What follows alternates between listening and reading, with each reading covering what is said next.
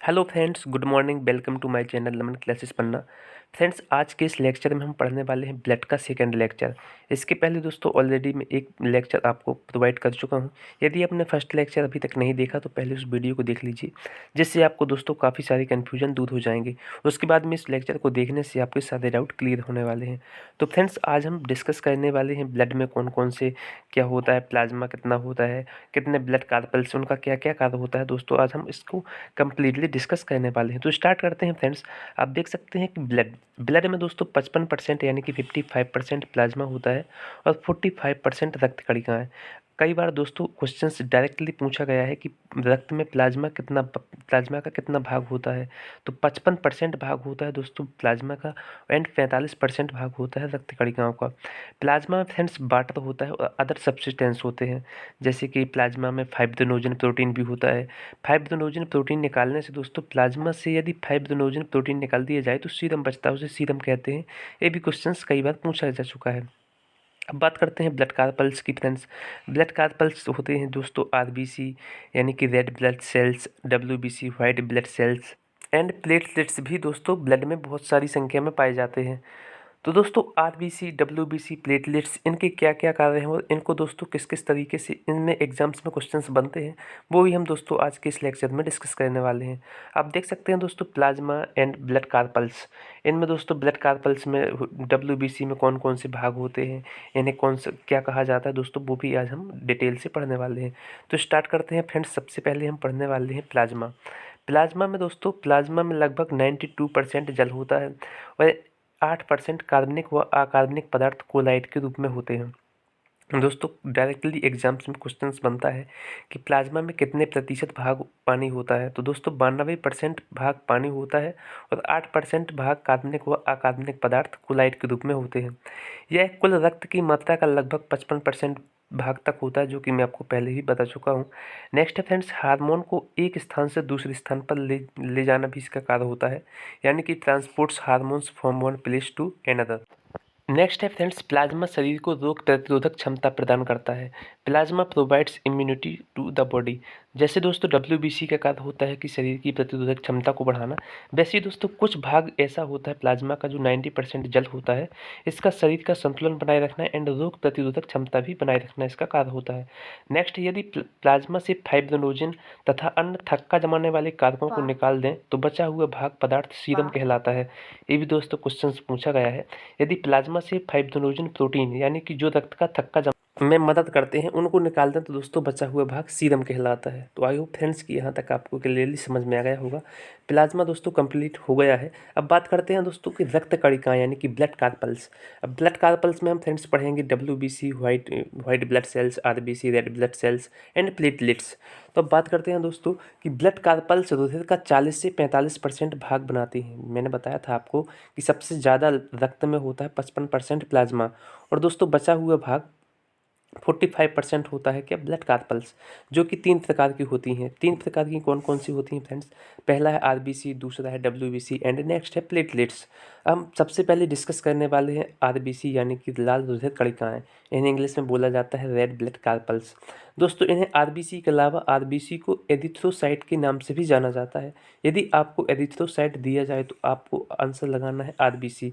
Erythrocyte किन blood carpals को कहा जाता है? तो आपका आंसर होगा एरिथ्रोसाइट कहा जाता है आरबीसी को। इनका निर्माण लाल अस्थि मज्जा वाले भाग में होता है।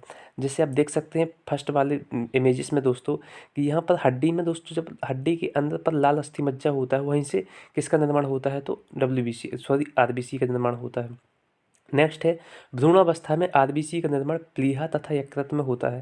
दोस्तों जब भ्रूणावस्था में लाल अस्थि मज्जा का भाग नहीं होता हड्डियों में तो कहाँ पर आरबीसी का निर्माण होता है? तो प्लीहा यानी कि स्प्लीन तथा यकृत यानी कि लीवर में।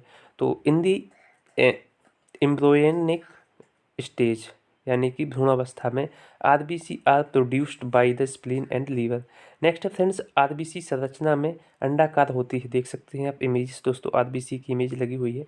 नेक्स्ट, एक कुल कॉर्पल्स का 99% होती हैं एक केंद्रक विहीन कोशिकाएं हैं। दोस्तों इनमें आरबीसी में केंद्रक नहीं पाया जाता, लेकिन एक अपवाद है दोस्तों, ऊंट और लीमा में इनमें आरबीसी में केंद्रक पाया जाता है, जो कि आपको आगे मैं इमेजेस के माध्यम से बताने वाला हूँ कि किस किस में दोस्तों आरबीसी में केंद्रक पाया जाता है। दोस्तों जो सबसे ज़्यादा होती हैं आरबीसी, टोटल कॉर्पल्स का दोस्तों 99% होती है और इनमें केंद्रक नहीं होता। अब बात करते हैं दोस्तों, एक ब्लड में हीमोग्लोबिन पाया जाता है, इसका क्या कार्य होता है। आरबीसी में हीमोग्लोबिन पाया जाता है, जो कि एक प्रोटीन है। इसमें केंद्रक में आयरन यानी कि लोहा तथा धातु पाई जाती है, जिसके कारण रक्त का रंग लाल होता है। तो आई होप फ्रेंड्स कि आपको समझ में आया होगा।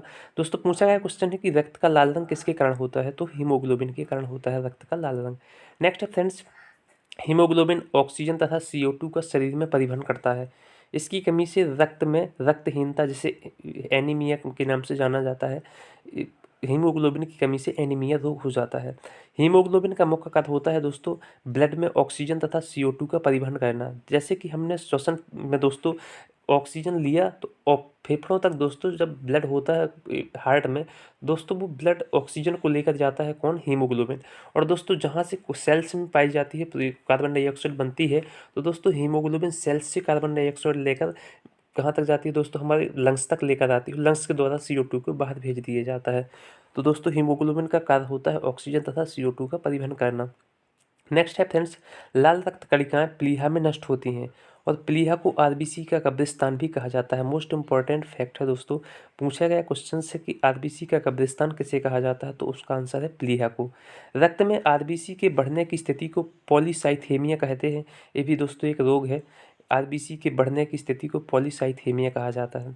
नेक्स्ट है फ्रेंड्स, एक वयस्क मनुष्य में लाल रक्त कणिकाओं की संख्या लगभग 5 से 5.5 लाख प्रति इस घन होती हैं। तो दोस्तों 5 से 5.5 लाख प्रति घन मिलीमीटर होती हैं। तो आपको आंसर लगाना है दोस्तों, यदि पूछा जाए कि लाल रक्त कणिकाओं की संख्या कितनी होती है, तो आपका आंसर होगा 5 से 5.5 लाख प्रति मिलीमीटर घन मिलीमीटर। नेक्स्ट फ्रेंड्स, आरबीसी का जीवन काल कितना होता है, तो 100 से दोस्तों 120 दिन होता है आरबीसी का जीवन काल। और आरबीसी का मुख्य कार्य होता है ऑक्सीजन का परिवहन करना।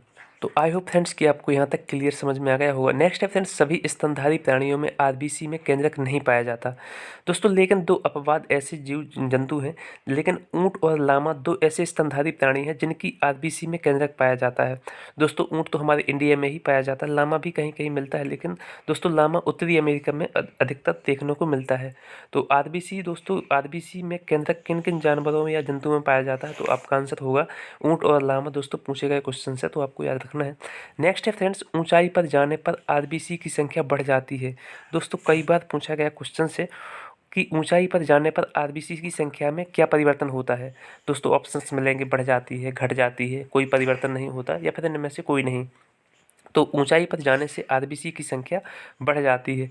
यदि किसी व्यक्ति को कुछ दिनों के लिए अंतरिक्ष या माउंट एवरेस्ट पर्वत पर छोड़ दिया जाए, तो आरबीसी की संख्या और आकार दोनों बढ़ जाएंगे। दोस्तों मोस्ट इंपॉर्टेंट फैक्ट से इसको आपको याद रखना है कि ऊंचाई पर जाने से आरबीसी की संख्या भी बढ़ती है और उनका आकार भी बढ़ जाता है। नेक्स्ट है friends, protein, iron, vitamin B12 एवं फॉलिक एसिड आरबीसी के निर्माण में सहायक है। दोस्तों प्रोटीन, आयरन, विटामिन B12 जिसका दोस्तों क्या होता है, जिसका रासायनिक नाम होता है साइनोकोबालामिन, और विटामिन B12 में दोस्तों कोबाल्ट धातु भी पाई जाती है।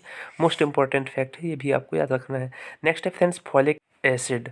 और फ्रेंड्स ये सभी प्रोटीन, आयरन, विटामिन B12 एवं फॉलिक एसिड सभी आरबीसी के निर्माण में सहायक होते हैं।